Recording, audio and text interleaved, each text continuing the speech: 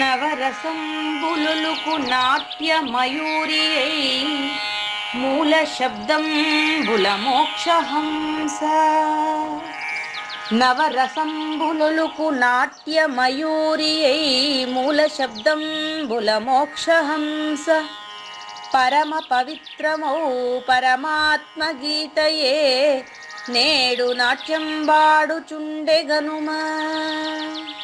పరమ పవిత్రమో పరమాత్మ గీతయే నేడు నాట్యం వాడుచుండెగనుమ. మునిరతనార్యులు మోదిల్లు శిష్యుండు, మునిరతనార్యులు మోదిల్లు శిష్యుండు సహజాచలుని కంఠ శబ్దరీతి. అజ్ఞానతిమిరంబులంతంబుజేయ అనాది బోధను వినుము ఆర్యులార. అజ్ఞానతిమిరంబులంతంబుజేయ అనాది బోధను వినుము ఆర్యులార. వినుము ఆర్యులార. తెలిపే జ్ఞానేశ్వరుల్ గీతం దివ్య రీతి. తెలిపే జ్ఞానేశ్వరుల్ గీతం దివ్య రీతి. ఆణిముత్యమీ గ్రంథము అచలులార. ఆణిముత్యమీ గ్రంథము అచలులార. ఆదరించిరి గీతను అచల ఋషులు గురుని వాక్కుగా గ్రహించి గురుతుగనుడు. ఆదరించిరి గీతను అచల ఋషులు గురుని వాక్కుగా గ్రహించి గురుతుగనుడు.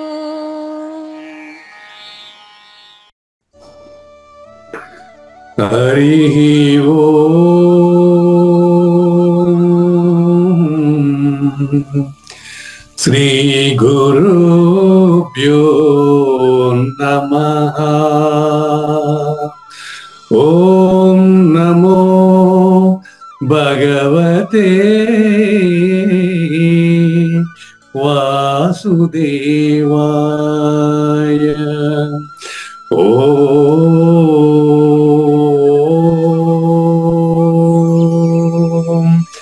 నమో నారాయణాయ.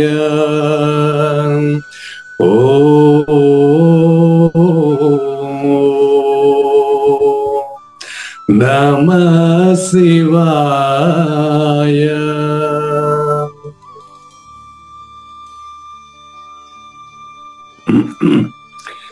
ఈ గీతా జ్ఞాన యజ్ఞ కార్యక్రమం మొదలై నిన్నటికి 923 రోజులైందండి. ఈ రోజు 924 రోజు. ఈ గీతా జ్ఞాన యజ్ఞ కార్యక్రమం సంకల్పించి నిర్వహిస్తున్న శ్రీ విద్యాసాగర్ గురువు గారికి, శ్రీ వెంకటేశ్వర గురువు గారికి శ్రోతలందరి తరపున ధన్యవాదాలు, వందనాలు. ఈనాటి కార్యక్రమంలో పాల్గొన్న ఆత్మస్వరూపులైన శ్రోతలందరికీ కైవల్యాసనం తరపున, అలాగే శ్రీ శివరామ దీక్షితుల వారి అచల యూట్యూబ్ ఛానల్ తరపున హృదయపూర్వక స్వాగతం, వందనాలు. గురువు గారైన శ్రీ సహజాచల రాజయోగి శ్రీ పూజారి వెంకటేశ్వర గురువు గారిని కార్యక్రమం ఆరంభించమని కోరుతున్నానండి. సర్వము గురువుమయము, సర్వము గురువుమయము. భవరోగ వైద్యుడతడని తెలియుము, సకల విద్యల నిలయము. దక్షిణామూర్తి అతడని తెలియుము. మూగవాణి మాటను, ఈ మూగవాణి మాటను శ్రోతలు కోటలు దాటింతురు. గురుకృపా సిద్ధితోనే నేనెంత ఆనందముందినాను. నిజయోగి శ్రీకృష్ణుడు నిజ భక్తుడైనట్టి అర్జునుండు. వీరి సంవాదామృతం జనులార మన పాలిట అమృతం. వేద వ్యాసుడు దీనిని జనులయద వికసించునట్లుగాను, మహాభారతమందున వెలిగించే కోటి సూర్యుల వెలుగుతో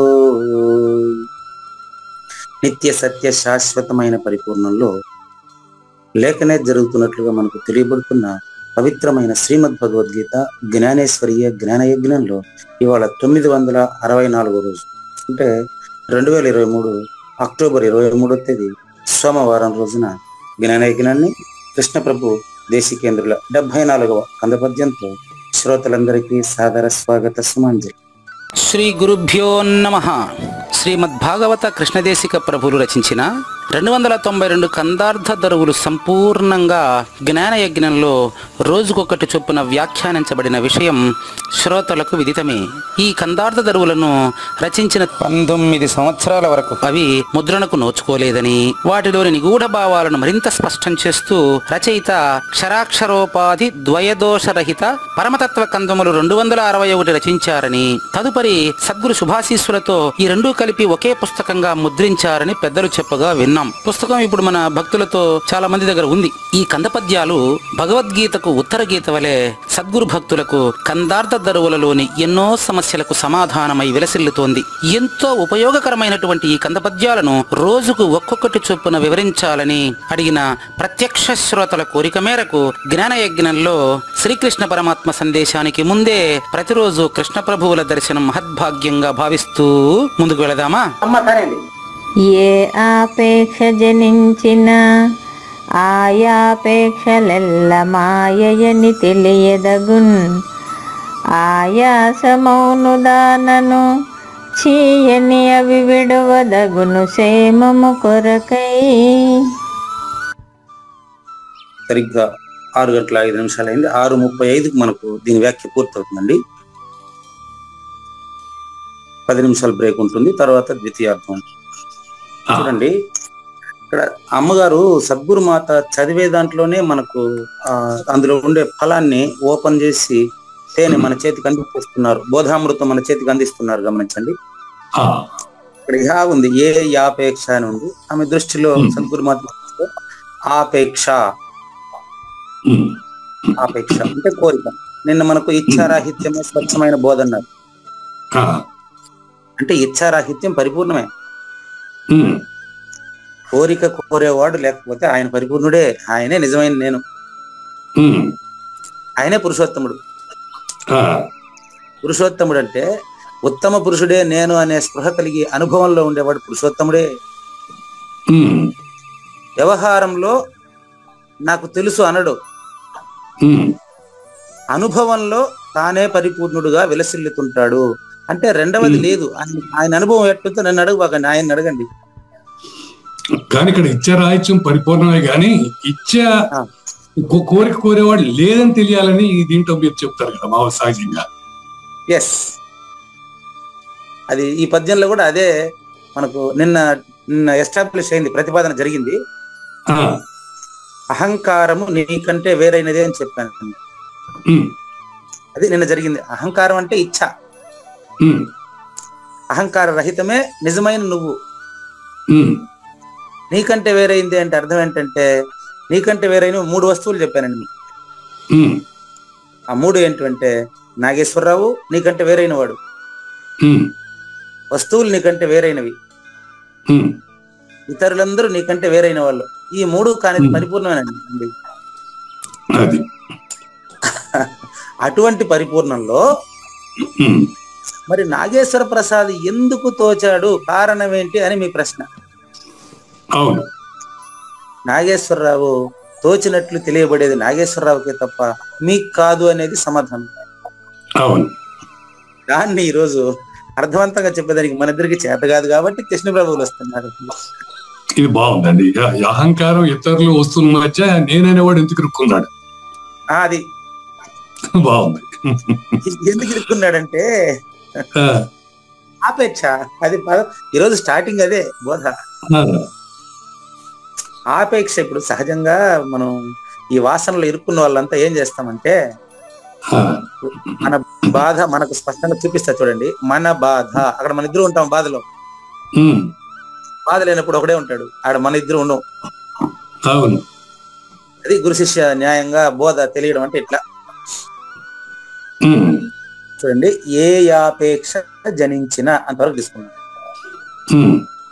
అసలు ఎట్లా జనిస్తుంది ఆపేక్ష అనేది ఇప్పుడు మనకు ప్రధానమైన ప్రశ్న. నాకైతే అదే ఇదే మెయిన్ థింగ్. ఓకే, ఆపేక్ష అంటే కోరిక.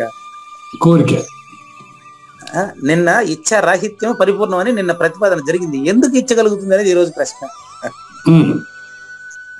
ఇచ్చ ఎందుకు కలుగుతుందంటే ఉమ్, ప్రపంచంలో పూజారి వెంకటేశం గాని, కావూరి నాగేశ్వర ప్రసాద్ గాని, వింటున్న సర్వ శ్రోతలు ఎవరైనా కానీ ఏం చేస్తామంటే ఉమ్, ఆ పేరుకు భ్రమించి పూజారి వెంకటేశానికి అనుకూలంగా అన్ని ఉండాలనుకుంటాం.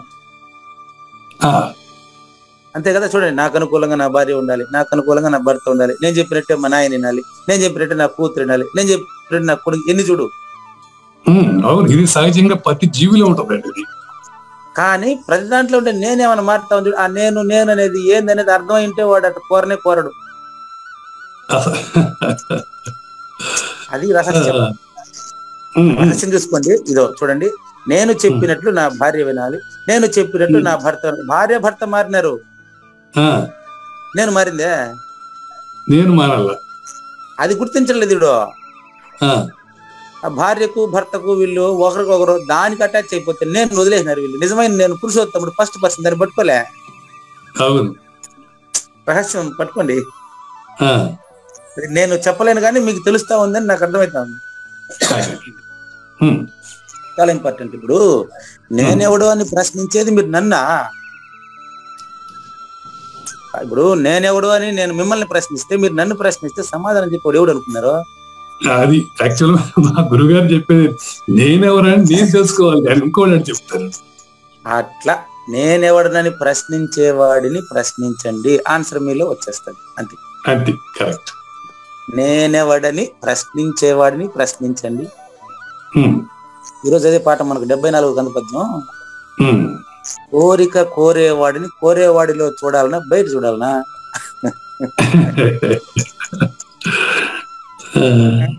కోరిక మీరే చెప్పండి. ఆపేక్ష కోరికండి. కోరిక కోరేవాడిలో ఉన్నాడా బయట ఉన్నాడా? బయట లేడు.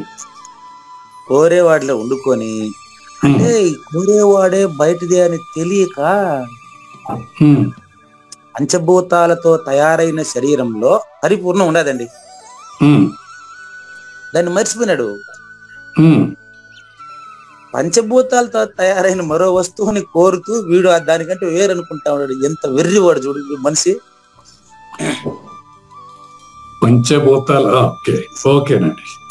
పంచభూతాలతో తయారై ఆకాశపు శూన్యపు గుర్తుతో గుర్తెరిగే పూజారి వెంకటేశం. బాగా గమనించండి, పూజారి వెంకటేశం పంచభూతాలతో కూడి, మాట కూడా పంచభూతాల్లో ఒకటే కదా, శబ్ద ఆకాశం గుణ శబ్ద. పంచభూతాలతో తయారయ్యాడు. పంచభూతాలతో తయారైన వస్తువులు పరిపూర్ణం లేకుండా ఎక్కడికి పోయింది? పంచభూతాలకు ముందే ఉండే పరిపూర్ణం ఇప్పుడు లేకుండా ఎక్కడికి పోయిందా? అంతేనండి, పంచభూతాల్లో తయారై పంచభూతాల్లో ఉన్న వస్తువులనే కోరుకుంటున్నాడు, పంచభూతాలతో కూడిన వస్తువునే కోరుకుంటున్నాడు. మరి ఇప్పుడు వీరు కోరేది వీడే కదా, అంటే నాగేశ్వర ప్రసాదే కదా, కోరే వస్తువు కూడా అదే కదా. అంతే, కోరాల్సిన అవసరం లేనప్పుడు పరిపూర్ణుడు నాగేశ్వరరావే పరిపూర్ణుడు. చూడండి, కోరేవాడు నాగేశ్వర ప్రసాద్, కోరే వస్తువు కూడా అదే, రెండు ఒకటే. మురికిని మురికే కోరుకుంటది అంటాడు మని సహజమూర్తి. నాకు మొట్టమొదటి గురువుగా భావించింది. మురికినే కోరుకుంటది అంటాడు. అంటే కోరిక కోరేవాడు కోరే వస్తువు ఒకటేనని తెలియక నేను మొట్టమొదట, అప్పుడు నాకు ఇంత వివరం తెలియదు కానీ, మానవ జీవిత పరమార్థము అని రాసేటువంటి ఆర్టికల్లో మొట్టమొదటి రాసిన పేరాలో ఇదే రాసింది. ఒక వ్యక్తి తనకంటే వేరైనది ఏదో పొందాలనేటువంటి ప్రధానమైన కోరిక మనిషికి బంధంగా పరిణమించింది అని రాసింది.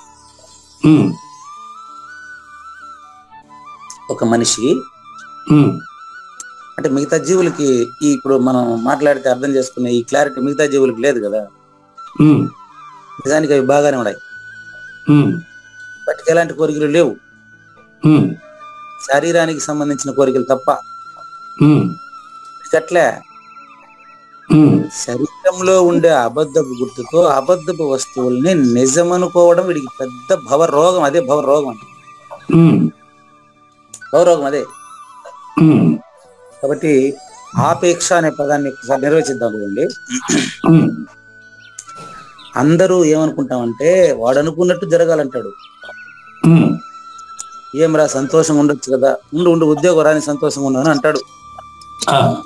వాడు కోరిక, నాయన నువ్వే ఆనంద స్వరూపుడి, నువ్వే అంత సంతోషంగా ఉంటారా, నువ్వే ఆనందం అంటే వాడు ఏం చెప్తాడంటే, ఉండండి నేను చాలా బిజీగా ఉంటాను, ఉద్యోగం వచ్చేస్తే ఇంకా నేను అప్పుడు హాయిగా ఉంటాను అంటాడు వాడు. నా ఫ్రెండ్ బొంబాయిలో మంచి ఉద్యోగం వచ్చింది, వాడు హాయిగా ఉంటాడేమో చూద్దాం. లేదు పెళ్లి అయితే బాగుంటాను. నా క్లాస్మేట్ ఏనండి, ఆయన పేరు వెంకటేశేనండి, బొంబాయి. పెళ్లి అయితే బాగుంటానన్నాడు. పెళ్ళి అయిన తర్వాత పెళ్ళాన్ని చెప్పిన మాట ఏం లేదని మళ్ళీ నా దగ్గరికి వచ్చినాడు. ఆనందంగా, అరే నువ్వే ఆనంద స్వరూపురా అని నేను చెప్తానే ఉంటా చిన్నప్పటి నుంచి. ఆవిడ నీ మాట అనపోతుంది, ఆవిడ మాట ఏమైపోయింది ఇప్పుడు. మళ్ళీ ఏం చేసినాడంటే, ఇద్దరు పిల్లలు అయినారండి. ఇద్దరు పిల్లలు అయిన తర్వాత భార్య కూడా జాబ్ చేస్తుంది, 2 జీతాలు ఇంటికి వస్తున్నాయి, మంచి బొంబాయిలో సొంత అపార్ట్మెంట్ లో ఉన్నాడండి. కానీ ఎంతసేపు వీడి బాధ ఏంటంటే, వీడు అనుకున్నట్టు వీడి భార్య ఉండాలన్నమాట. అది ఆడ ఇంకేం లేదు. ఆవిడ కూడా మనకు ఇద్దరు బాగా తెలిసిన వాళ్ళే అనమాట, మేము ఫ్యామిలీ ఫ్రెండ్స్ అనమాట. ఆ పాప కూడా మంచి అమ్మాయి, అదేం తప్పేం లేదు అమ్మాయి కూడా. వీడు మంచోడే, అంటే ఇండివిజువల్ గా మంచోళ్ళే, కాపురం చేయలేరు. ఇండివిజువల్ గా ఆవిడ మంచిదే, ఈయన మంచోడే. ఎవరికి చెడు చేయని తప్పమే పడతాయి. లేదు చెడు చేయాలని లేదు వీడికి కూడా. ఆర్థిక లావాదేవీల్లో వీడు చెప్పినట్టు వినాలంటాడు. అది పూర్తిగా వీడు చెప్పేది ఎట్లుంటుందంటే, కేవలం డబ్బును పెంచే ధోరణి ఉంది తప్ప మానవ సంబంధాలు పెంపొందించుకునే అవకాశం ఒకరు కూడా లేదు వీడి దగ్గర. అందుకని అమ్మాయి ఏం చేసిందంటే, ఇంక పిల్లలిద్దరిని తీసుకొని ఇల్లు వదిలిపెట్టి ఎక్కడో పోయేసి ఇంకొకరితో సహజీవనం చేస్తూ హాయిగా కాలం గడిపితే సేమ్ ఉద్యోగాన్ని చేస్తూ ఈయన సంబంధం వదిలేసింది. ఒకడే అయినాడు. అప్పుడు పిలిచినాడు, అప్పుడు మేము విత్ ఫ్యామిలీ బయలుదేరినాము. అంటే ఫ్యామిలీతో పోతేనే కదా సమస్య పరిష్కారం చేసేదానికి. పోయి చూస్తే పక్క వీధిలోనే ఆవిడ కాపురం ఉండదు, వేరే సహజీవనం చేస్తూ హాయిగా ఉద్యోగం చేస్తూ సంతోషం ఉంటుంది. వీడు ఒకటే బతుకుతున్నాడు 5-6 ఏళ్ళు. పోయి చూస్తే ఇదంతా చూసి వచ్చి చెప్పాను వీడికి, నేను వీడు నమ్మట్లేదు. ఎంత ప్రేమ ఉంది చూడు భార్య మీద. లేదు నువ్వు అబద్ధం చెప్తావు, నన్ను ఇంకొక పెళ్లి చేసుకోవడానికి నువ్వు అబద్ధం చెప్తావు, మా ఆవిడ అలాంటిది కాదు, ఇదంతా ఏం లేదంటావు. సరే నేను ఇంటికి పోయినాక వచ్చి నాకు ఫోన్ చేసి మాట్లాడించింది.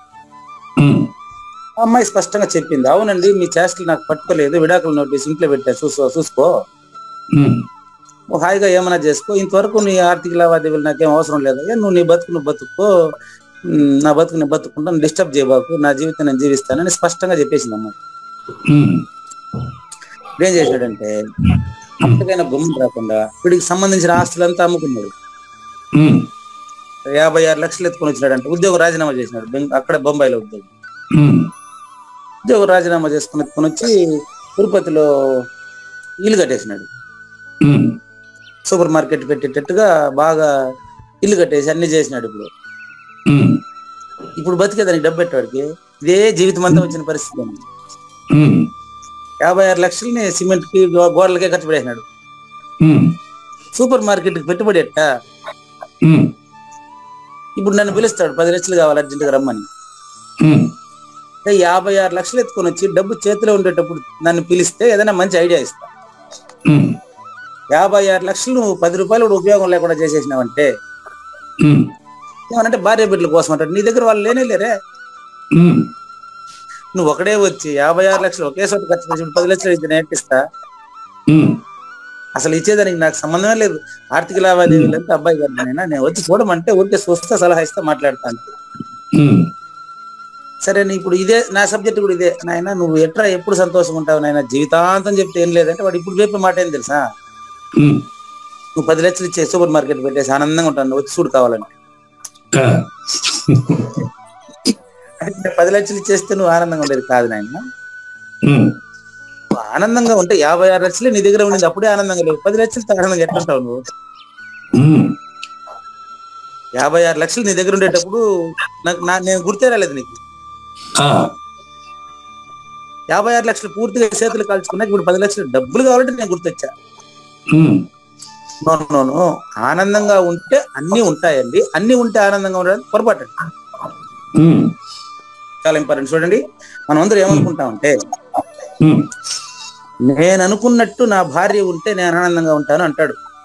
ఉమ్, దాన్ని చీ అని చీ కొడుతున్నారు ఇక్కడ. ఆ మాట, ఏ మాట చెప్పినా, ఉమ్, ఏ యాపేక్ష జనించిన ఆయాపేక్షలెల్ల మాయని తెలియదగున్.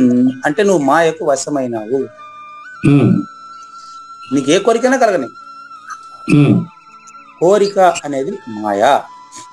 ఉమ్, కోరిక రహితమైంది పరిపూర్ణము.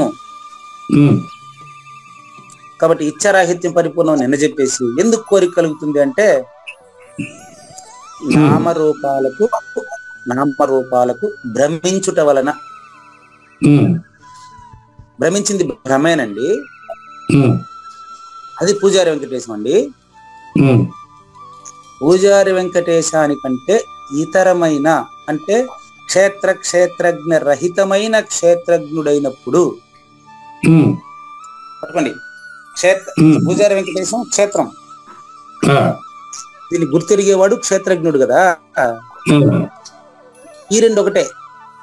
ఉమ్, పూజారి వెంకటేశం తొలి 3 మేనులు, జాగ్రత్త, స్వప్న, సుషుప్తి. ఉమ్, 4వ దేహమే అందులో ఉండే నేను. ఉమ్, నేను పూజారి వెంకటేశం ఒకటే అవుతాడు. ఆ, నేను పూజారి వెంకటేశం కానటువంటిదే నిజమైన నేను. ఆ, చూడండి, నేనన్న 4వ దేహము అనేది పూజారి వెంకటేశాన్ని. ఉమ్. చూడండి, మళ్ళీ చూడండి, స్పష్టంగా అర్థం కాబట్టి అడగండి. అది ఇప్పుడు 3 అవస్థలో చిక్కుంది నేనండి. ఆ నేను నాగేశ్వర ప్రసాద్. అవును. 3 అవస్థల్లో చిక్కుకున్న నేను 4వ వాడు కాదు. అది తురియం కాదు, దాని బొంద కాదు, అది శూన్యం. ఉమ్, ఇక్కడ అచల పరిపూర్ణ సిద్ధాంతంలో కన్ఫ్యూజన్ ఎందుకు పెట్టారంటే, ఉమ్, వీళ్ళకి నేను అనేది డూప్లికేట్ 2 రకాలుగాను, ఒరిజినల్ ఒకే రకంగా ఉంటుందనే విషయం ఇంకా నాకు తెలిసి చాలా మందికి అర్థం కాలేదని అంటానండి. అంటే 3 అవస్థలో చిక్కుంది నామరూపాలే. నామరూపాలు మరుపు. ఓకే. అందులో చిక్కుకున్నట్లు ఇప్పుడు మీరు తెలిసారు కాబట్టి ఇప్పుడు మీరు ఎరుక. ఓకే అండి, గురువు బాగుంది. నామరూపాలు నిజమని అప్పటికప్పుడు నమ్ముట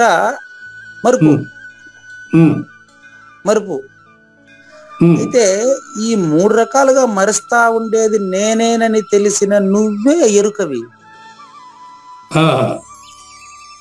నీ నీడ నిన్ను వదిలి దూరంగా ఉంటుందే. లేదు, ఇప్పుడు నువ్వు లేదని చూపిస్తాను. ఇప్పుడే చూపిస్తాను. ఇప్పుడు నువ్వు ఎక్కడికి పోయినా నీడ ఉంటుంది. నిద్ర లేచి పొద్దుపోయేంత వరకు నీ జ్ఞాపకాలు నీతోనే ఉంటాయి. కావూరు నాగేశ్వర ప్రసాద్ జ్ఞాపకాలు కావూరు నాగేశ్వర ప్రసాద్ తో ఉంటాయి. అవును. కావూరు నాగేశ్వర ప్రసాద్ క్షేత్రము, అందులో గుర్తిరిగేటువంటి వాడు క్షేత్రజ్ఞుడు. అవును. ఇట్లేరండి. ఇప్పుడు సూర్యుని వల్ల మనం లేచి మన పని చేసుకుంటా ఉన్నాం కదా. అవును. సూర్యరశ్మి వలన కావూరు నాగేశ్వర ప్రసాద్ తెలుస్తాడు, అతను నీడ తెలుస్తాడు. అవును. సూర్యుడికి నీడ ఏడ ఉంటుంది చెప్ప? సూర్యుడు నీడ లేదు. ఎందుకంటే సూర్యుడు ఈ కావూరి నాగేశ్వర ప్రసాద్ కంటే, అతని నీడ కంటే వేరైన వాడు. కానీ అతని వల్లే ఇదంతా. కానీ సూర్యుడు ఇప్పుడు నీకు కారణమా? మీ తల్లిదండ్రులు కదా కారణమా? అవును. కాబట్టి బాగా గమనించండి, కార్యము మరుపు. రాసుకోండి, కార్యము మరుపు. ఓకేనండి. జీవుడు మరుపే జీవుడు. ఉండండి, మరుపు జీవుడు. ఓకేనండి, చెప్పండి. కార్యమే మరుపు జీవుడు, కారణమే ఎరుక దేవుడు. ఓకే. ఈశ్వరుడు, దేవుడన్నా ఈశ్వరుడన్నా ఒకటేనండి, సృష్టికర్త అండి. అంతే. ఆ 2 కలిపి నువ్వే కదా. అవును.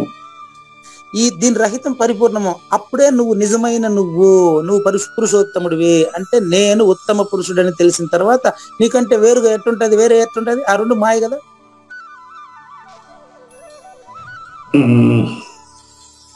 కార్యకారణాలను మాత్రమే నాగేశ్వర ప్రసాద్ తెలియగలడండి. నాగేశ్వర ప్రసాద్ గా ఉండేటప్పుడు మీరు కార్యం అండి. ఉమ్, నాగేశ్వర ప్రసాద్ అనేటువంటిది తల్లిదండ్రుల నుంచి జనించక ముందు అది కారణం అండి. ఆ కారణమే ఇక్కడ కార్యం అండి. ఉమ్, ఆ మరణమే ఇక్కడ జననం అండి. అదే గురుగారు. ఆ, ముందు మరణము మళ్ళీ జననం.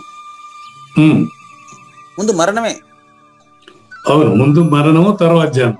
ఓకే. అవును, మరణించిన తర్వాత జన్మించాడు, జన్మించిన తర్వాత మరణించొద్దు. అది మానవ జన్మ కాబట్టి మరణించకుండా ఉండే వీలు ఉంది.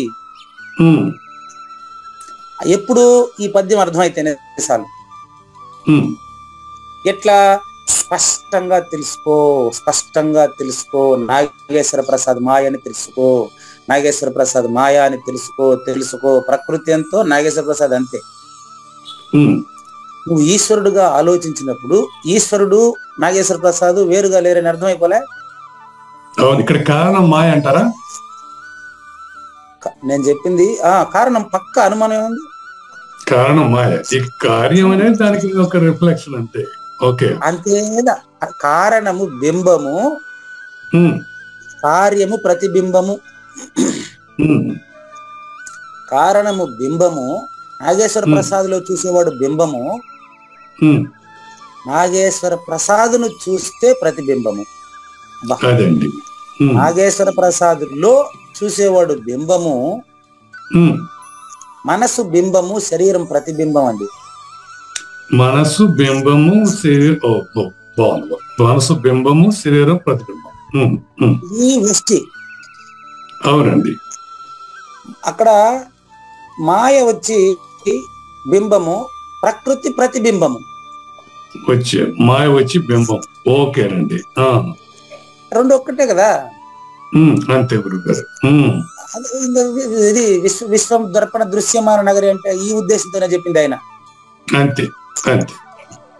మాయ వచ్చి బింబము, ఉమ్, ప్రకృతి ప్రతిబింబము.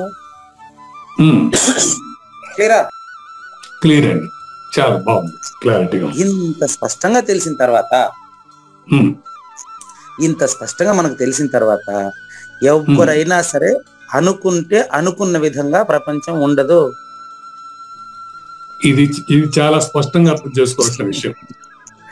నేను అనుకున్నట్టు ప్రపంచం ఉంటే, నేను సంతోషంగా ఉంటే నేను అంతే. చాలా మూర్ఖుడే కదా. ఈ దాంట్లో ఎంజాయ్మెంట్ కూడా లేదండి. ఆ ఆనందం మాత్రమే లేదు. పచ్చిని అనుకున్నట్టు వ్యక్తికి నాకు ఆనందం ఏముంది. అది వాంగ్మయ తపస్సులో రాబోతోంది. ఇప్పుడు అది చెప్పబోతున్నాం తర్వాత. చూడండి, ఎన్నో విషయాల్లో మనం అనుకున్న విధంగా ఉండాలని అబద్ధపు గుర్తుతో ఆలోచిస్తూ సతమతమవుతూ నా మనస్సే నాకు సహకరించలేదేనని భావించి అనేక బాధలకు, గాథలకు, వ్యధలకు గురవుతూ ఉంటాడు మనిషి. అలాంటప్పుడు మీరే గమనించండి, ఎవరో మనం అనుకున్నట్టు లేరని బాధపడడం ఎంత మూర్ఖత్వం. నేను అనుకున్నట్టు నా భార్య ఉండాలి, నేను అనుకున్నట్టు నా భర్త ఉండాలి అన్నప్పుడు ఆ రెండు నేనులు ఒకటే కదా. ఏమి ఆవిడ అనుకున్నట్టు నువ్వు ఉండేమే, ఏమైంది? సద్గురు సుబ్రహ్మణ్యం గారు అంటారు, పోతే నాకు గురువు కావాలి, గురువు కావాలి, నాకు పెళ్లి కాలేదు, గురువు కావాలని వస్తారు చాలా మంది ఆయన దగ్గరికి. ఆయన ఒకటే మాట, పెళ్లి చేసుకోవాలి గురువు, అదే వస్తుంది నీకు. వీళ్ళు ప్రతిోడు వచ్చి పెళ్లి చేసుకోకుండా కాషాయం కట్టేస్తే ఏదో వచ్చేస్తుందని వస్తాడనమాట. ఆయన సద్గురు సుబ్రహ్మణ్యం గారు ఒకటే మాట అంటారు, నువ్వు పెళ్లి చేసుకుని వచ్చిన ఆవిడ గురువుగా భావించవయ్యా, ముందు నీ సమస్య తీరిపోతుంది అంటాడు. ఒకటే మాట, ఎంతసేపు చెప్పినా అదే చెప్తాడు ఆయన. గుమ్ముండండి, నాకు అదంతా ప్రతిబంధకం, నాకు చాలా ఇబ్బంది అదంతా అంటాడు. అప్పుడు ఆయన ఒక క్వశ్చన్ వేసేస్తాడు, మీ నాయన అట్ట అనుకుని ఉంటావు, నువ్వు ఆడబుట్టుంటావా? ఇప్పుడు వాడు దారికి రావాల్సిందే కదా. ఇప్పుడు పెళ్లి చేసుకుంటే ఆధ్యాత్మిక విద్యకు ప్రతిబంధకం అని అందరూ అనుకుంటే అసలు నువ్వెట్టు పుట్టింటావయ్యా? కాబట్టి ముందు పెళ్లి చేసుకోవయ్యా, అది శరీర ధర్మము, అది ప్రకృతి యొక్క ధర్మం. అది ముందు పెళ్లి చేసుకొని హాయిగా పిల్లల్ని, కానీ కృష్ణుడికి పెళ్లి పిల్లలు లేరా? అర్జునుడికి పెళ్లి పిల్లకాయలు లేరా? సాందీపిన ఋషికి పత్ని పుత్రులు లేరా? ముందు పెళ్లి చేసుకోవాలి, మళ్ళీ మాట్లాడదాం, పోవా బస్ స్టాండ్ పంపించేస్తాడు ఆయన దగ్గరికి పోతే. కానీ కొందరు విషయంలో ఓకే, మరి శంకరాచార్యులు, రమణ మహర్షి, సత్యసాయిబాబు వీళ్ళందరికి పెళ్లి లేవుగా. అంతటోడైతే నా కాడికి నువ్వెందుకు వస్తావా? ఏం కొట్టారండి దెబ్బ మీరు. అంతటోడైతే నువ్వు నా కాడికి ఎందుకు వస్తావు? గౌడ పాదాచార్యులు పోయినాడు. అంతే. అంతటోడైతే నా కాడికి మీరు ఏంటికి వస్తారు చెప్పండి? అది ఏం క్వశ్చన్ వేసారండి. రైట్. కాబట్టి కోరిక కలిగినప్పుడు అది మాయ అని చీ అని దాన్ని వదిలి నువ్వు ఎప్పుడు ఉండేవాడు అని, కోరిక లేనిదని నువ్వు తెలుసుకుంటే సరిపోద్ది, కానీ నేనేం చేయలేనండి, నా వల్ల ఏం కాదండి. అంతే. అలాంటప్పుడు ఎవరో మనం అనుకున్నట్టు ఎవరో లేదని బాధపడడం ఎంత అన్యాయం, అజ్ఞానం కదా. కాబట్టి అర్థం పర్థం లేని కోరికలు పక్కన పెట్టి క్షేత్రజ్ఞ రహిత క్షేత్రజ్ఞుడైన నువ్వు పరిపూర్ణుడేనని తెలిస్తే కోరికను ముట్టుకోవు, ఆయాసం లేదు. కోరికను ముట్టుకుంటేనే కదా ఆయాసం. అంతే. అనవసరమైన కోరికలు ఉండవు, ఏదో సహజంగా ఏదైతే జరుగుతూ ఉంటాయి అంతే. అది సహజంగా జరిగేదానికి నువ్వు అనుకునేది అవసరం ఏముంది? ఇప్పుడు నువ్వేమన్నా భూమిని తిప్పుతాండవా? సూర్యుని ఏమన్నా వెలిగిస్తాండవా? నువ్వేమన్నా లేదు. భూమిని తిప్పడం లేదు, సూర్యుని వెలిగించడం నాకెందుకు కర్తృత్వం చెప్పు? మ్యూచువల్ గా జరగాల్సిన జరుగుతూ ఉంటాయి అంతే. అయిపోయి అంతే. అది జరుగుతుంది సరే, ఈ జరిగేదానికంటే వేరుగా కదా నువ్వు ఉండవని నేను చెప్తాను, పరిపూర్ణంగా నువ్వు ఉండవని నేను చెప్పేది అది కదా. అది అర్థం కావట్లేదు. అది అర్థమయ్యేదే కాదు, అది అర్థమయ్యేది కాదు. అర్థం కావాల్సింది భూమిని తిప్పడం నేను కాదు, సూర్యుని వెలిగించడం నేను కాదు, వీటికి వేరుగా ఉండేటువంటి నేను. నాలో ఇవన్నీ తుంగబడుతున్నాయి, అనవసరంగా దాన్ని నిజం అనుకున్నాను, అబద్ధాన్ని అబద్ధం అనుకుంటే నేనే నిజము. అర్థం కావాల్సింది ఏముంది? అర్థమైందని వదిలేస్తేనే నిజం. అర్థమైన వాడిని వదిలేస్తే అప్పుడే మీరు పరిపూర్ణం. అంతేగాని పరిపూర్ణం నువ్వు అర్థం చేసుకునేది కాదు అది. చాలా బాగుందండి మీ మాటలు, మీ యొక్క సంభాషణ, దానికి ఆన్సర్లు బలి వచ్చేస్తున్నాయండి.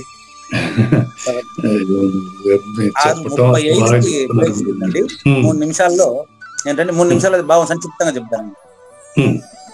కాబట్టి వ్యర్థములు అని నువ్వు కోరేవాడిని పంపించే దూరంగా నాగేశ్వర ప్రసాద్లో కోరేవాడిని పంపించేస్తే అప్పుడు నాగేశ్వర ప్రసాద్ పరిపూర్ణుడుగా ప్రజల మనరలు అందుకుంటాడు. అంటే అందుకోవడం కోసం మాట్లాడుకుంటుంది. మళ్ళీ అది తర్వాత ఎపిసోడ్ లో వస్తుంది, తర్వాత ద్వితీయార్థంలో వస్తుంది. చూడండి, లౌకిక పారమార్థికములందు కలుగుతా ఉండే కోరికలు అంటే ఎప్పుడో సుఖంగా ఉంటానని ఇప్పటి నుంచి కోరికలు కల్పించుకుంటాడు వీడు. ఉండే సుఖాన్ని మర్చిపోతా ఉంటాడు. అది విషయం. అది పరమ సుఖం ఎప్పుడూ ఉండేది. బ్రహ్మానందం పరమ సుఖదం. అసలు బ్రహ్మానందం అంటేనే సుఖం. ఆల్రెడీ వీడు సుఖ స్వరూపుడే. సుఖ దుఃఖాలకు కారణమైన జన్మ పరంపరలకు వీలు కలిగించుకుంటా ఉన్నాడు కోరికలు వెంటబడి. అందుకని అట్టి వాసనలు అంతఃకరణలో చేరి అత్యంత కష్టంతో కూడినటువంటి జన్మ పరంపరలకు అవిశ్రాంతిగా ప్రయాణం చేస్తా ఉన్నాడు. ఎందుకు పుట్టినావు అంటే ఆల్రెడీ మరణించావు కాబట్టి పుట్టావయ్యా. ఇంకా మరణించని మార్గం చెప్తాను రా. అసలు నేను ఎందుకు పుట్టాను చెప్పండి, ఎందుకు పుట్టాను చెప్పండి అని అడగండి. మరణించావు కాబట్టి పుట్టావయ్యా. మరణించకుండా పుట్టడం సాధ్యమే కాదు. ఇప్పుడు మరణించే పని లేకుండా నేను చెప్తా కదా. పరిపూర్ణ బోధరీత్యా ఈ విధానం అంతా స్పష్టంగా చూసి కార్యకారణముల వలన మరణ జననములు కలుగుతున్నట్లు భ్రాంతి కలుగుతున్నది. ఇందులో ఏం సంకోచం లేదు. ప్రయత్నపూర్వకంగా కార్యకారణములకు సంబంధించిన అహపు ద్వయము, అహంకారం అనే ద్వయమును విడిచిపెడితే నువ్వు కొత్తగా సాధనలేమి చేయవలసిన అవసరం లేదు. అదే పరిపూర్ణ స్థితి. ఈ పద్ధతి చేత మాత్రమే పరిపూర్ణ స్థితి దృఢము కాగలదు అని ఇంతవరకు భావం అండి. ఇంకా మనం ఈ బయలున లేఖనే వచ్చినట్లు తెలియబడుతున్నాం అనేటువంటి 75వ పద్యాన్ని తర్వాత ఎపిసోడ్ లో చూద్దామండి. రచయితకు మరి విచారించిన వారికి, విన్న వారికి ధన్యవాదాలు తెలియజేస్తూ 964వ ఎపిసోడ్ లో 2వ భాగానికి శ్రోతలందరికీ పునః స్వాగతం. ఈరోజు మనం వాచిక తపస్సు అనే దానిపైన పరిపూర్ణమైనటువంటి అనుభవం పొందుదాం అని అండి.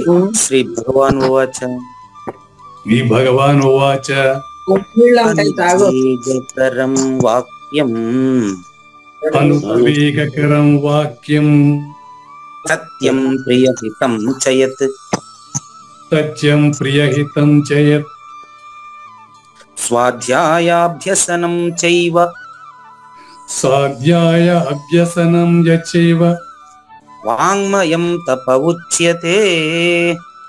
వాంగ్మయం తపః ఉచ్యతే. వాంగ్మయం తప ఉచ్యతే అంటే వాచిక తపస్సు అంటే ఏంటో ఈరోజు మనం 964వ ఎపిసోడ్ లో జ్ఞానేశ్వరి గారు అంటే శ్రీకృష్ణ పరమాత్మే జ్ఞానేశ్వరుడిగా ఎక్స్ప్లెయిన్ చేస్తారు.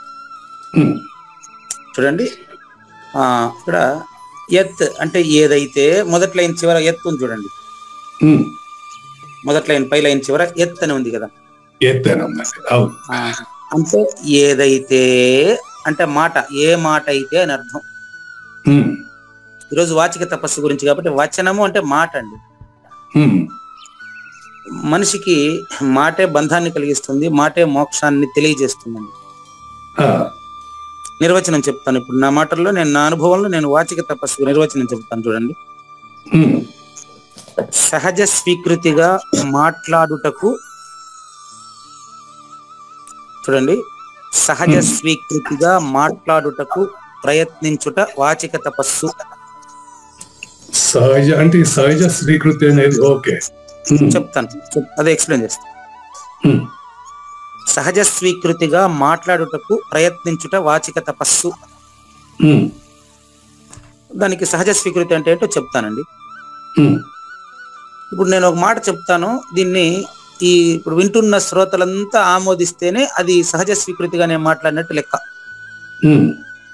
ఇప్పుడు నేను ఒక మాట చెప్తాను చూడండి, ఏదైనా సాధించిన తర్వాత ఆనందంగా ఉంటాననుకోవడం మూర్ఖత్వము. ఇబ్బంది కలగవచ్చు ఒకరికి. ఇప్పుడు నేను చెప్పేది నెక్స్ట్ ఇంకో దానికి పూర్ణ వాక్యం చూడండి, ఆనందంగా ఉండేవాడికి ఏది అవసరం లేదు. ఏదైనా సాధించినాక ఆనందంగా ఉంటాననుకోవటం అనేది మూర్ఖత్వం. సరిగా మూర్ఖత్వం. మీరు మీకు చెప్తున్నా కదా, మీ మనసు ఇబ్బంది పడుతుందనే నేను ఆ మాట అన్నా. ఏదైనా సాధించిన తర్వాత నేను ఆనందంగా ఉంటాననుకునేవాడందరూ మూర్ఖుడేనండి. ఎందుకు చెప్పానంటే,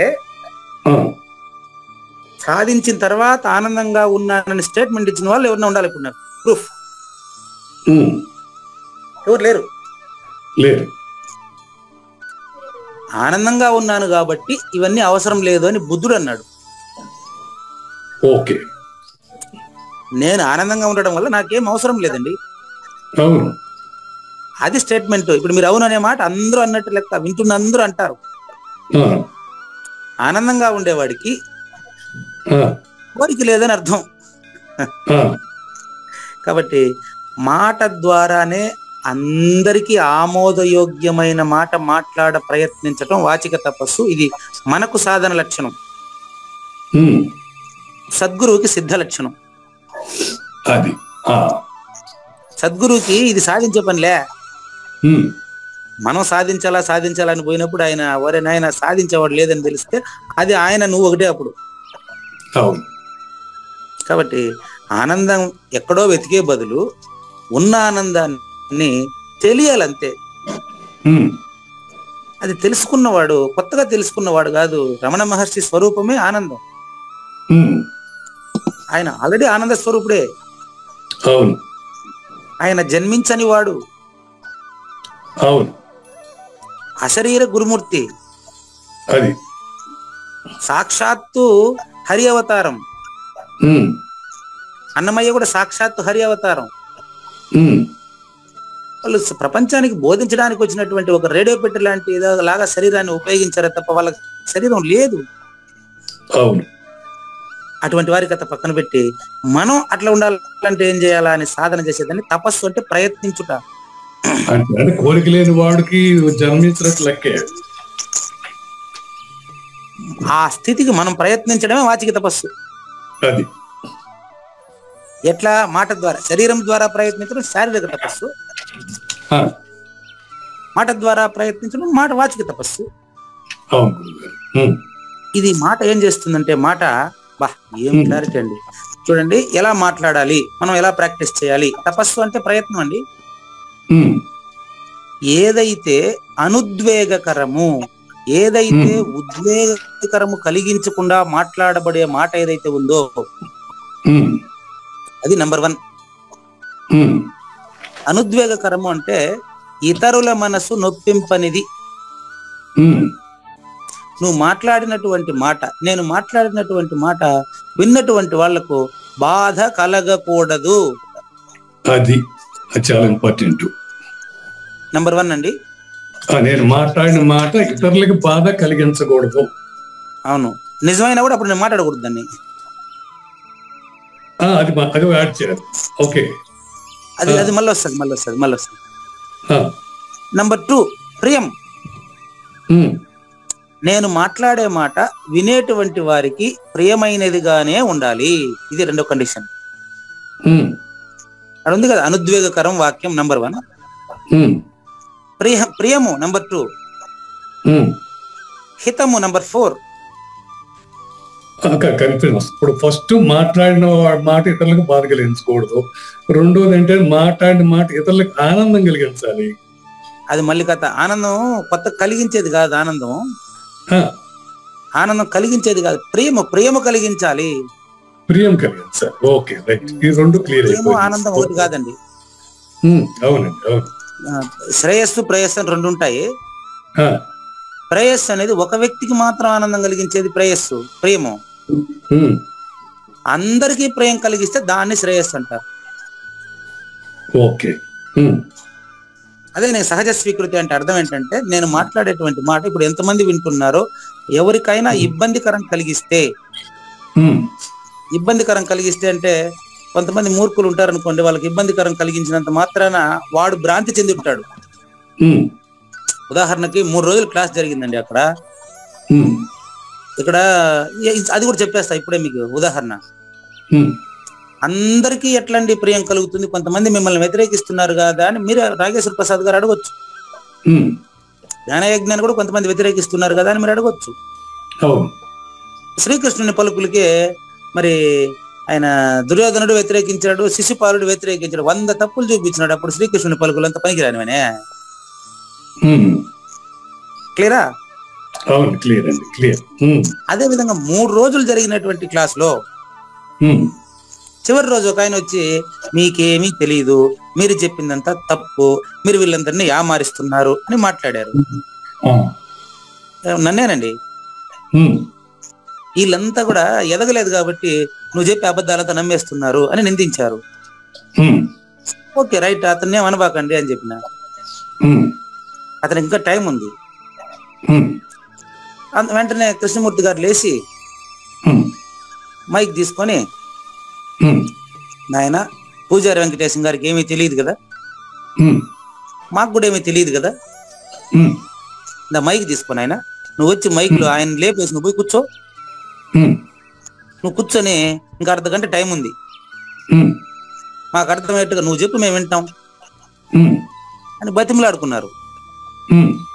ఆయన ఏమంటాడు తెలుసా? అప్పుడు ఆ మైక్ తీసుకోమంటే, 3 రోజులు వేరే వాళ్ళని కూర్చొని పెట్టేసి నన్ను ఇప్పుడే మీరు పిలిచేదే, నాకు కూడా 3 రోజులు ప్రోగ్రాం పెట్టండి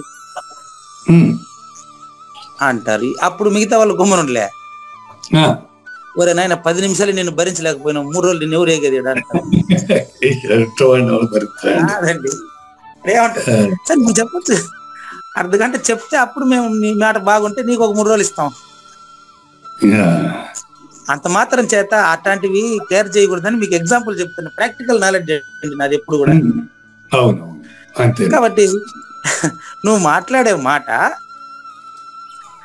ఎవరికి ఉద్వేగము కలిగించరాదు, నెంబర్ 1. వినేవారికి ఇష్టమైనదిగానే ఉండాలి, నెంబర్ 2. శిశుపాలుడు లాంటి వాళ్ళు కూడా ఇష్టమైనదిగా ప్రయత్నించబాకండి, అది నా అనుభవం. శిశుపాలుడికి ఇష్టంగా పోయినామంటే జనానికి అంత వ్యతిరేకం అయిపోతాం. అవును, మెజారిటీ పీపుల్. అది అది మెజారిటీ కూడా అసలు నిజానికి అతనికి కూడా ఇదే అవసరం, అతనికి అప్పుడు తెలియలేదు అంతేనండి. అది రహస్యం. నేను అంటున్నా అతను పరిపూర్ణుడే, అతను పరిపూర్ణుడే, నేను కాదనట్లేదు. అతను తెలుసుకోనంత మాత్రం చేత మీకెందుకు ఇబ్బంది పడతారంటే నేను వినలా. వీళ్ళు నేను రైల్వే స్టేషన్ చేరుకునే లోపు ఒక ఆయన వాళ్ళ ఇంటికి పోయి అదే పనిగా ఇంకా మా ఆశ్రమ ఏరియాలో ఎక్కడ కనిపిస్తే స్తంభాన్ని కట్టేస్తాను జాగ్రత్త అని పోయి వార్నింగ్ ఇచ్చేసి వచ్చేసి మళ్ళీ నాకు ఫోన్ చేస్తాను. అక్కర్లేదండి. మనం అది టైం వస్తే అది గురువే చూసుకుంటారు, ఆయనే గురువు. అసలు మీరు లేదండి, శిశుపాలుడు అనేది ఒక పాత్ర మాత్రమేనండి. అట్లా మాట్లాడడానికి రైట్ ఏముంది? కాదండి, చెప్తాను నేను. ఇది ఒక సినిమా లాంటిదని మీకు ఏం చేసిందే తప్పు అంటాను నేను. ఆ అబ్బాయి గారికి పోయి వార్నింగ్ ఇవ్వడమే తప్పు అండి. కాదండి, అటువంటి వాళ్ళకి వార్నింగ్ ఇవ్వాలి, అది నాట్ కరెక్ట్. ఎందుకంటే ఒకటి చెడు చేసినప్పుడు చెడు చేయడం అని చెప్పడం కూడా తప్పు, చెప్పకపోవడం కూడా తప్పే. లేదని చెప్తానండి నేను మీకు. ఎందుకు ఆ తప్పు మీ దగ్గర అనిపిస్తాను తప్పు, అది తప్పు అని మీ దగ్గర అనిపించేదా? ఇప్పుడు అప్పుడే కదా కృష్ణమూర్తి గారు, మేమంతా నేను అక్కడ కమిషనర్ గా పనిచేసేటప్పుడు, లేబర్ కమిషనర్ గా పనిచేసేటప్పుడు సినిమా షూటింగ్ జరిగేది. అందరూ ఎంత కోపంగా మాట్లాడుకున్నప్పటికీ చివరందరూ ఒకే బస్సులో పోయేవాళ్ళని చెప్పులా. ఇప్పుడు ఇదంతా ఒక నాటకం లాగా అని చెప్పి తలిస్తే ఆ అబ్బాయి మీద మనకు కోపం రాకూడదండి. అది కరెక్ట్, అది కరెక్ట్. అట్టా లెక్క అది. కాబట్టి నాటకంలో భాగం కావచ్చు. ఇంకా మీకు మించి నేను చెప్పేదానికి ఏం లేదు. ఓకే, అది కూడా నాటకంలో భాగం. అట్లా బుద్ధి చెప్పారనుకోండి, అది కూడా నాటకంలో భాగమే. Okay, thank you. అంటే ఇప్పుడు ఈయన పోయేసి ఆయనకు వార్నింగ్ ఇవ్వడం కూడా నాటకంలో భాగమే అంతే మరి. చూసారా, కావూరి నాగేశ్వర ప్రసాద్ గారి వల్ల ఎంత తేట, ఎంత క్లారిటీ వచ్చింది చూసారా. ఇప్పుడు క్లాస్ కి ఎంత సొబగు వచ్చింది చూసారా. నాకు కావాల్సిన సమాధానం ఒకటి వచ్చేసింది.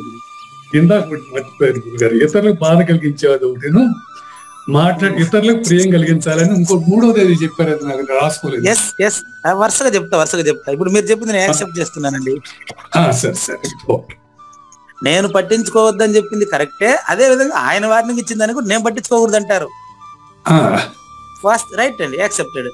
చూసారా, ఇప్పుడు మీరు సద్గురు పలికారా లేదా మీరే చెప్పండి. మీరు కాదనుకోండి, మనలో పలికేది ఎవరో నేను సద్గురువేనండి. రైట్, చాలా సంతోషం అండి. ఇప్పుడు చూడండి, మొదటిది ఇతరుల మనసు నొప్పింపనేది, 2 ఇతరులకు ప్రియం కలిగించేది, 3 ఇతరులకు హితము కలిగించేది, అంటే క్షేమము కలిగించేది. మాట్లాడితే ఇతరులకు హితం కలిగించాలి. అవును, హితం కలిగించాలి. 1 ఉద్వేగం కలిగించకూడదు, 2 ప్రియం కలిగించాలి, 3 హితం కలిగించాలి. ఇవన్నీ ఎప్పుడు కలిగిస్తాయి తెలుసా? అక్కడ ఉంది చూడు, అనుద్వేగకరం వాక్యము సత్యము యథార్థమైనదైతే.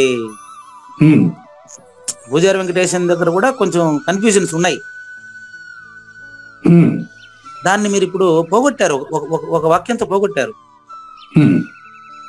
ఆయన పోయి అక్కడ వార్నింగ్ ఇచ్చి రావడం కూడా నాటకంలో భాగంగా అనుకోమన్నారు నన్ను మీరు.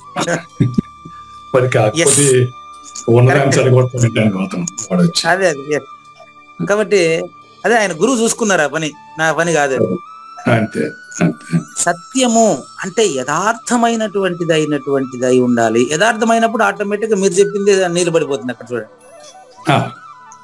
అటువంటి వాక్యం అంటే ఇవన్నీ ఒక్క మాటకు ఉండాల్సిన గుణాలే, వాచిక తపస్సు కదా మనం నేర్చుకుంటాం. కాబట్టి ఈ యొక్క వాక్యము ఏదైతే ఈ విధంగా సత్యము, ప్రియము, హితము, ఉద్వేగం కలిగించినదై ఉంటుందో దాన్ని మాట్లాడడానికి స్వాధ్యాయ అభ్యసనము. అధ్యాయ అంటే నేనెవరని ప్రశ్నించాడే వాడిలో అభ్యాసం చేయాలి. మామూలుగా స్వాధ్యాయం అంటే వేద శాస్త్రాలతో చదువుకునేదని అంటూ ఉంటారు, కాదండి. గురువాక్యంతో ఇప్పుడు చెప్పినటువంటి పాఠాన్ని నాలో అధ్యయనం చేయాలి. అదే ఇప్పుడు జరుగుతా ఉండేది మన క్లాస్ లో. కాబట్టే కదా ఇప్పుడు అది కూడా నాటకంగా మీరు భావించమని నాకు చెప్పారు కదా. ఇప్పుడు ఉమ్, ఉమ్, ఏమండి 6 నుంచి 7 వరకు జరిగే ప్రతిరోజు నాటకంగాను 24 గంటలు నాటకంగా భావించమన్నటువంటి మీరు ఆయన పోయి అక్కడ తిట్టినాడు అంటే మీరు తిట్టమని చెప్పలేదు కాబట్టి ఆయనే పోయి తిన్నాడు కాబట్టి అది కూడా నాటకంలో భాగమే. వెరీ గుడ్, బాగుందండి. అంటే మనమేం చెప్పలేదు కదా గురువుగారు. అదే అంతే సరిపోయిందండి, రైట్. ఉమ్, ఉమ్, ఇప్పుడు వేదశాస్త్ర పఠనములతో కాకుండా గురువు గారు చెప్పిన వాక్యాన్ని, ఇప్పుడు మీరు చెప్పిన వాక్యాన్ని నాలో నేను అభ్యాసం చేస్తే దాన్ని వాచిక తపస్సు అంటారు. నాలో నేను అభ్యాసం చేస్తే ఓకే. అవును, మాట ద్వారా. మాట ద్వారా. ఆ అదే వాంగ్మయం తపః ఉచ్యతే, వాచిక తపస్సు అని చెప్పబడుతున్నది. ఉమ్, ఉద్వేగం కలిగించినది, ప్రియమైనది, మంచి చేకూర్చేది, యథార్థమైనటువంటి మాట ఏదైతే ఉందో దాన్ని అదే విధంగా మాట్లాడటానికి ప్రయత్నించేటువంటి ప్రయత్నమే వాచిక తపస్సు. ఆ, దీన్ని ఇంకా మనకు ఉండే 13 నిమిషాల్లో జ్ఞానేశ్వరి ఎక్స్ప్లెయిన్ చేస్తారండి. ఉమ్, కానీ ఇప్పుడు మీరు చెప్పిన భావమే జ్ఞానేశ్వరి గారిది కూడా. ఉమ్, మొత్తం చెప్తాడు, శ్రీకృష్ణ పరమాత్మ చెప్తున్నాడు అని చెప్పి వదిలిపెడతాడు చివర. ఉమ్, చూడండి ఎట్లయితే ఇది స్పర్శమని, అంటే పరుసవేదిని తాకితే ఇనుము బంగారంగా మారుతున్నట్టు కదా, ఉమ్, కంసాలు చేసినట్టు అది వచ్చి బంగారం ఇనుముని తీసుకుపోయి కాంచి తెగ్గొట్టి దాన్ని నరికి దాన్ని సాగొట్టి బంగారం చేస్తుందే ఆహా, లే. ఉమ్, పరుసవేదిని తాకితే ఇనుము విరక్కుండానే బంగారం అయిపోద్ది. అవును. ఆ విధంగా సద్గురుమూర్తి దగ్గర సత్సాంగత్యం చేస్తేనే వీడు సద్గురువుగా తెలియబడిపోతాడు. అది దానికి మనం ప్రయత్నం చేయాల్సింది. సద్గురు వాక్యాన్ని మనలో ఇముడ్చుకునే విధంగా మనం మాట్లాడే ప్రయత్నం చేయాలి. కానీ 10 మందిని వ్యతిరేకంగా మనకు తిరుక్కునేట్టుగా మాట్లాడితే మనం ఎప్పటికీ పరిపూర్ణత మనకు తెలియదు. ఇది 10 మందికి వ్యతిరేకంగా అయ్యేట్టుగా మనం మాట్లాడకూడదండి. చాలా ఇంపార్టెంట్ పాయింట్ మనం జనరల్ గా. అదే పరుసవేది ఎగ్జాంపుల్ ఇది. అది ఎవడి మాటల్లో అయితే నిజంగానే ఎవ్వరికీ కష్టము కలిగించకుండా మధురంగా, సుఖంగా, సౌజన్యంగా మాట్లాడగలడో. నెక్స్ట్, ఎవరి మాటలైతే ఏదో ఒకరిని ఉద్దేశించి మాట్లాడినప్పటికీ, ఇది ఇంపార్టెంట్, సహజ స్వీకృతి అన్నాను చూడండి. నేను కావూరు నాగేశ్వర ప్రసాద్కి చెప్పినప్పటికీ, కావూరు నాగేశ్వర ప్రసాద్ పూజారి వెంకటేశం గారితో మాట్లాడినప్పటికీ ఇది ప్రపంచం అంతటికీ ఆదర్శంగా ఉంటుందన్నమాట. అది అట్లా మాట్లాడడానికి ప్రాక్టీస్ చేసుకోవడమే వాచిక తపస్సు. ఇది నాకు అర్థం కాలేదు. ఇప్పుడు మీరు నాకు ఏదైనా సలహా చెప్పారు, సరే సరే సరే అర్థమైందండి. ఓకే, మీకు నేను చెప్పే సలహా ప్రపంచంలో ఎవరు పాటించినా వాళ్ళకి మంచి జరగాల. అది రైట్ రైట్, నాకు అర్థమైంది, ఇప్పుడు అర్థమైంది. దాన్ని సహజ స్వీకృతి అంటారు. సహజంగా అందరూ స్వీకరించేదాన్ని పేరు సహజ స్వీకృతి, natural acceptance English. Natural acceptance. ఇప్పుడు ఇతరుల మనసు నొప్పించకుండా మాట్లాడాలి అనేదాన్ని ఇప్పుడు నొప్పించేవాడు కూడా యాక్సెప్ట్ చేస్తాడు. అంతే, వాడు నొప్పించేవాడు కూడా యాక్సెప్ట్ చేస్తాడు, కానీ వాడు పాటించలేడు. అంతే అంతే, అట్లా లెక్క. క్లియరా? క్లియర్ అండి. దీనికి ఒక ఎగ్జాంపుల్ చెప్తున్నారు జ్ఞానేశ్వరి, చూడండి. నిజానికి ఇప్పుడు ఒక తోటలో అదేం చెట్లు, టేకు చెట్లు పెట్టింటారండి. టేకు చెట్లకే నీళ్లు బారేది, బోరేసి నీళ్లు కట్టేది టేకు చెట్ల కోసం, గడ్డికే. గురుగారు ఏమంటారు? నీళ్లు బోరేసి నీళ్లు పారించేది టేకు తోటలో టేకు చెట్లకు మాత్రమే, గడ్డి కోసం బోరేసినారా? లేదు, టేకు చెట్ల కోసం. టేకు చెట్ల కోసం వేసిన బోరేసి నీళ్లు పారుతా ఉంటే చెట్టుకు మధ్యలో ఉండేటువంటి గడ్డి కూడా పచ్చగా పెరిగిపోతుంది.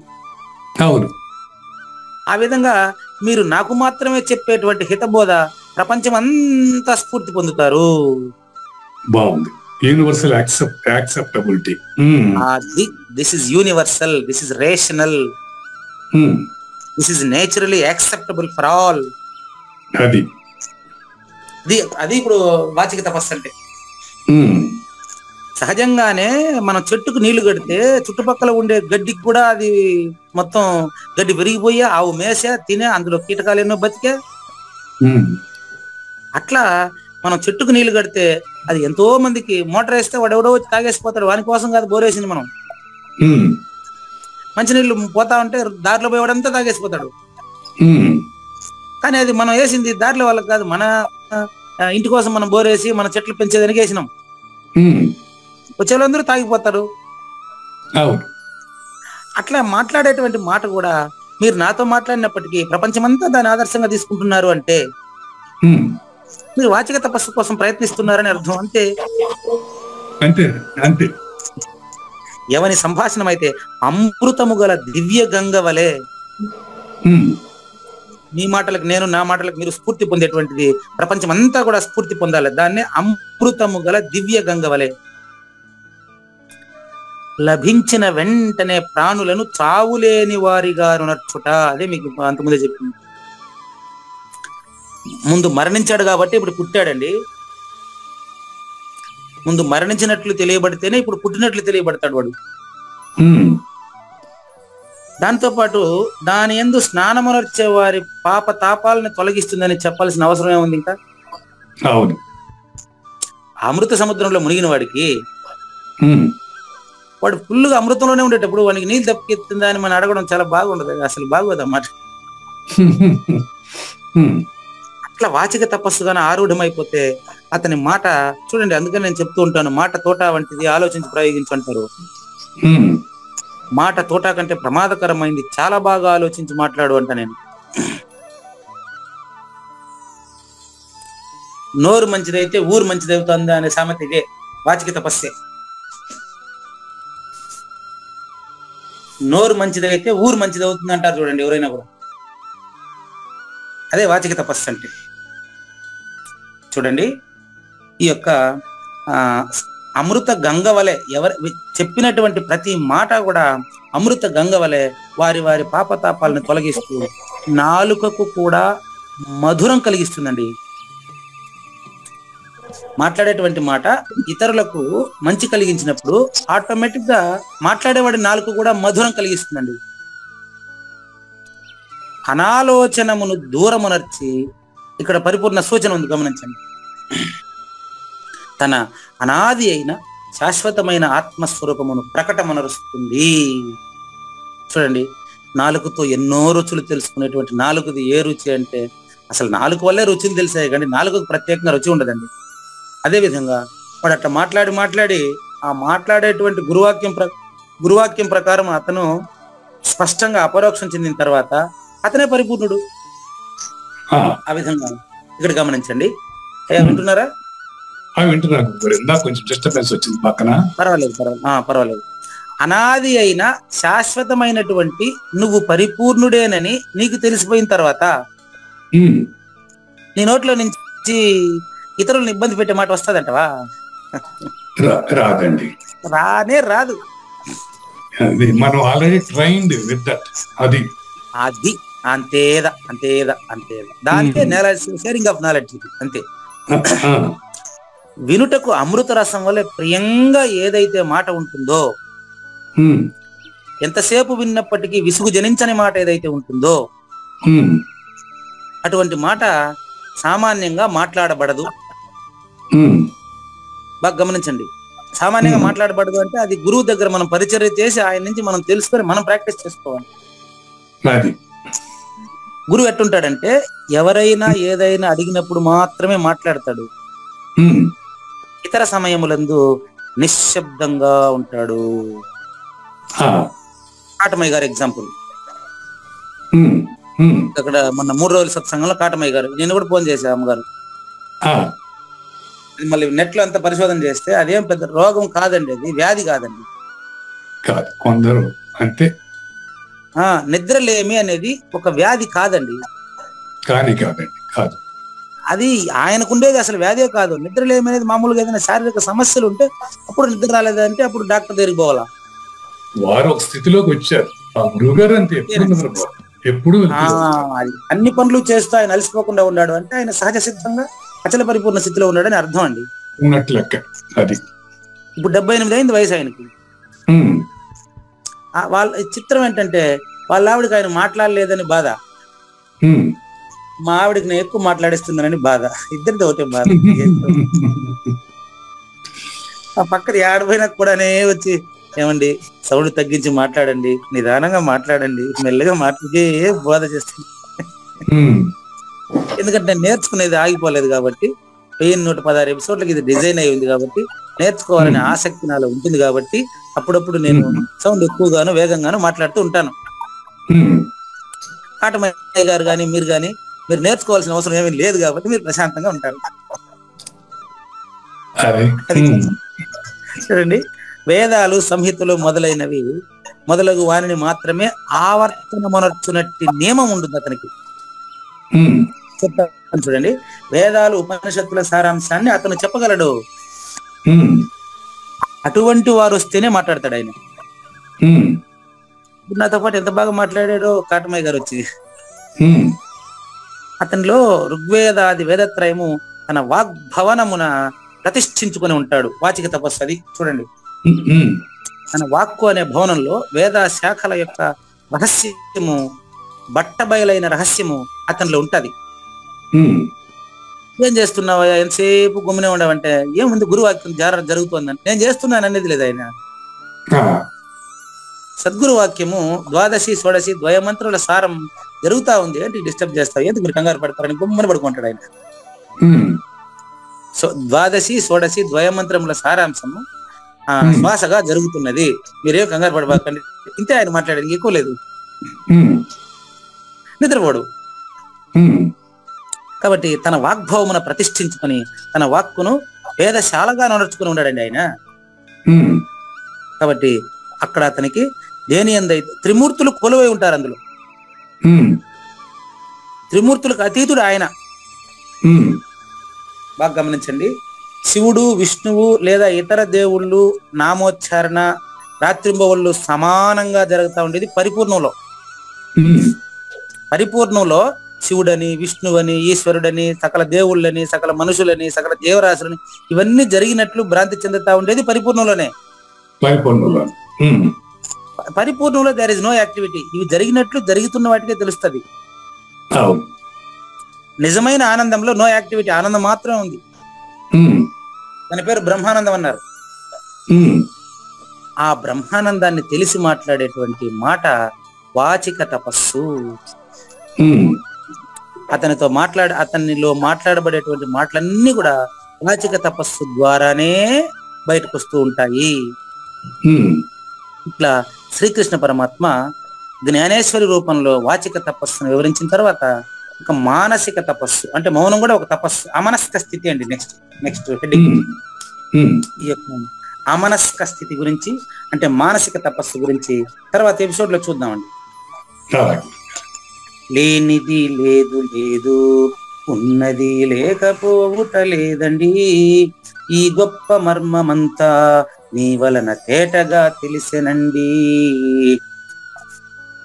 ఉద్వేగము కలుగక ప్రియమైన హితమైన భాషణంబు అభ్యాసము చేయుట వాచిక తపస్సని చెప్పబడును.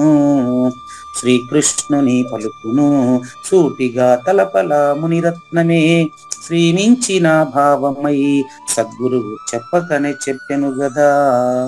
సద్గురు అర్పణం. మంగళం అమ్మ కానండి. జయ మంగళం నిత్య శుభమంగళం జయతు జయ మంగళం మహోత్సవ మంగళం. జయ మంగళం నిత్య శుభమంగళం జయతు జయ మంగళం మహోత్సవ మంగళం. శ్రీమించున చలంబు సూచించినటువంటి దక్షిణామూర్తికి దండమిడుతూ, శ్రీమించున చలంబు సూచించినటువంటి దక్షిణామూర్తికి దండమిడుతూ, శ్రీ మహావిష్ణువు సూర్య భగవానుడు యాజ్ఞవల్కి జనక రాజ ఋషికి. జయ మంగళం నిత్య శుభమంగళం జయతు జయ మంగళం మహోత్సవ మంగళం. అయం వ్యర్థ బాహ్య కోపి నభవతి అనే సుఖయోగి సాంది పరుసుల వరుస. అయం వ్యర్థ బాహ్య కోపి నభవతి అనే సుఖయోగి సాంది పరుసుల వరుస.